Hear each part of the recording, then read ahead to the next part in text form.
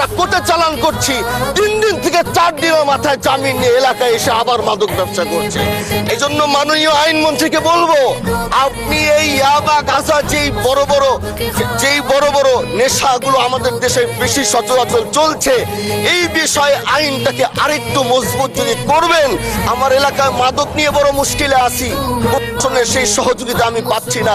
একদিক থেকে আমি নিজে মাদক বিরোধী সংগ্রামে নিজে রাস্তায় নেমে মাদকের বিরুদ্ধে আমি নিজে অভিযান চালিয়েছি। এবার তাদেরকে একদিক থেকে ধরে যখন প্রশাসনের কাছে ইয়াবা সহ গাঁজা সহ দেওয়া হয়, তখন তারা একদিক থেকে আসে কোর্টে চালান করে দেয়।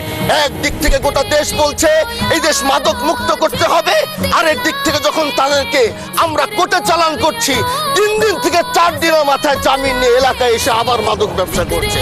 এই জন্য মাননীয় আইনমন্ত্রীকে বলবো, আপনি এই ইয়াবা গাঁজা যেই বড় বড় নেশাগুলো আমাদের দেশে বেশি সচরাচর চলছে, এই বিষয়ে আইনটাকে আরেকটু মজবুত যদি করবেন, তাহলে আমরা মনে করব আমরা এই দেশ আর এই সমাজটাকে আমরা হয়তো আগামীর বাংলাদেশ, আগামীর যারা যুবক, মাননীয় স্পিকার আপনার খারাপ লাগবে, যুবকগুলো গ্রামের তারা ধ্বংস হয়ে যায়। আমাদের চোখের সামনে যখন একজন যুবক ধ্বংস হয়ে যায়, এটা অন্যরা মেনে নিতে পারলেও আমাদের পক্ষে মানা বড় কষ্ট হয়ে যায়।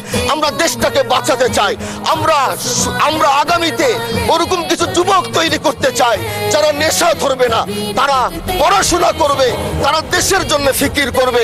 মাননীয় স্পিকার, আমি সত্যের পক্ষে থাকবো, আমি অন্যায়ের বিরুদ্ধে সোচ্চার থাকবো, আমি গণমানুষের কণ্ঠ হয়ে করব।